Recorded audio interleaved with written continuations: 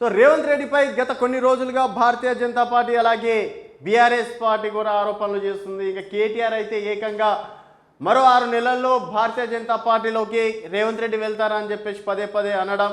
So ఆ విషయంపైన ఇప్పటివరకు Bharatiya Janata party నేతలు ఎవరైతే స్పందించలేదు. మొట్టమొదటిసారిగా నిజామాబాద్ ఎంపీ ధర్మపురి అరవింద్ స్పందించడం అనేది జరిగింది.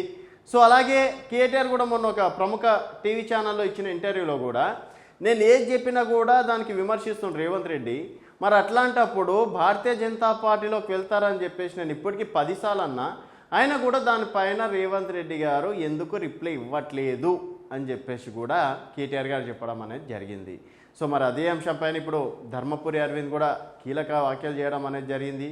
సో మరి దీనిపైన కాంగ్రెస్ నేతలు చాలాసార్లు చాలా సందర్భాల్లో స్పందించారు. భారతీయ జనతా పార్టీ నేతలకి బీఆర్ఎస్ నేతలకి ఎర్రగడ్డ హాస్పిటల్కి పంపిస్తే తప్పించి వాళ్ళ మైండ్ సెట్ కాదని చెప్పేసి కూడా చాలా సందర్భాల్లో విమర్శించడం అనేది కూడా జరిగింది. సో మరి అరవింద్ ఏమన్నారు అనేది ఒకసారి చూద్దాం. రేవంత్ బీజేపీలోకి వస్తే ఆహ్వానిస్తా, దీనిపైన మనం చర్చిద్దాం.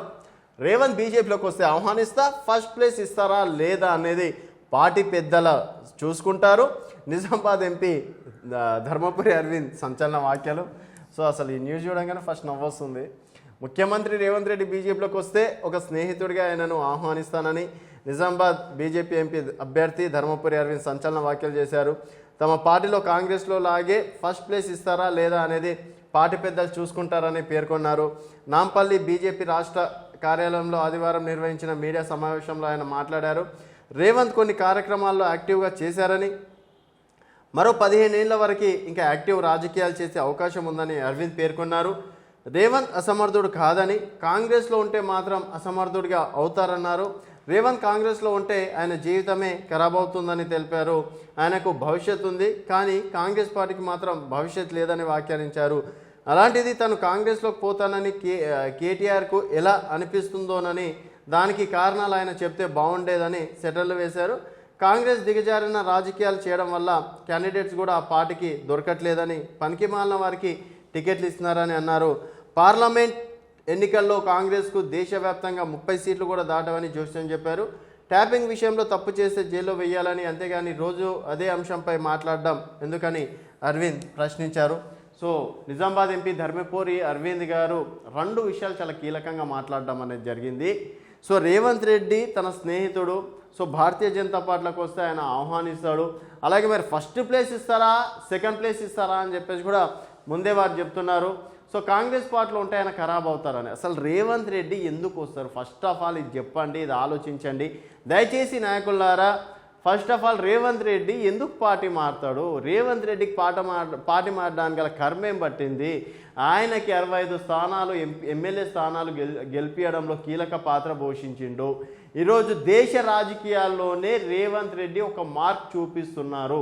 సో రేవంత్ రెడ్డి ఎందుకు వస్తారు? ఊకే బీఆర్ఎస్ వాళ్ళు అదే పాట, కాంగ్రెస్ ఇక్కడ బీజేపీ వాళ్ళు అదే పాట. సో ఆయనకు రావాల్సిన అవసరం లేదు. ఇంకొక 2 కూడా ఎమ్మెల్యేలు కూడా జాయిన్ కావడం అనేది జరిగింది, 3 ఎమ్మెల్యేలు. సో ఇప్పటికీ కాంగ్రెస్ పార్టీ బలం 68 స్థానాలకు పెరిగింది. ఇంకొక 10-15 మంది కూడా వెళ్ళడానికి రెడీగా ఉన్నారని చెప్పేసి అంటున్నారు. సో ఫస్ట్ ఆఫ్ ఆల్ మీ నేతలను మీరు కాపాడుకునే ప్రయత్నం చేయండి బీఆర్ఎస్ నేతలారా అండ్ బీజేపీ నేతలారా. ఎమ్మెల్యే క్యాండిడేట్సే కాంగ్రెస్ పార్టీలోకి వెళ్తుండ్రు, అట్లాంటప్పుడు రేవంత్ రెడ్డి ఎందుకు బీజేపీలోకి వస్తారు? సో దయచేసి ఇలాంటి ఆరోపణలను పక్కన పెట్టి కాంగ్రెస్ ఇచ్చినటువంటి 6 గ్యారెంటీల పైన ఫైట్ చేయండి. కాంగ్రెస్ పార్టీ ఇచ్చినటువంటి రుణమాఫీ ఏమైందని ఫైట్ చేయండి. కాంగ్రెస్ పార్టీ ఇచ్చినటువంటి హామీలో 15,000 రూపాయలు ఎక్కడ అయిపోయినాయని చెప్పేసి ఫైట్ చేయండి. కాంగ్రెస్ పార్టీ ఇచ్చినటువంటి మిగతా హామీల పైన ఫైట్ చేస్తే ప్రజల వద్దకు వెళ్తారు, ప్రజలకు రీచ్ అవుతారు. కానీ రేవంత్ రెడ్డి పార్టీలో మారిపోతున్నాడు, ఆ పార్టీకి వెళ్తుండో ఈ పార్టీలోకి వెళ్తుండో. సో ఆయన చుట్టూ రాజకీయాలు పక్కన పెట్టి ఆయనకు హైప్ ఇస్తున్నట్టు ఉంటుంది. జనాలు మిమ్మల్ని వేరే రకంగా చూసే అవకాశాలు ఉంటాయి. కాబట్టి సో దయచేసి ఇలాంటి ప్రయత్నాలు మాని కాంగ్రెస్ పార్టీ ఇచ్చిన హామీల పైన ఫైట్ చేసి ప్రతిపక్షం స్ట్రాంగ్గా ఉండండి. ప్రజల కోసం ఫైట్ చేస్తే better. First of all me party నేతలను మారకుండా చూసుకొని తర్వాత రేవంత్ రెడ్డి పైన విమర్శలు చేస్తే బాగుంటుంది. సో మరి రేవంత్ రెడ్డి పైన ఈ వ్యాఖ్యలు చేయడాన్ని, ధర్మపురి అరవింద్ ఈ వ్యాఖ్యలు చేయడాన్ని మీరు ఏ విధంగా చూస్తున్నారు అనేది మీ అభిప్రాయాలను కింద కామెంట్ రూపంలో తెలియజేయండి.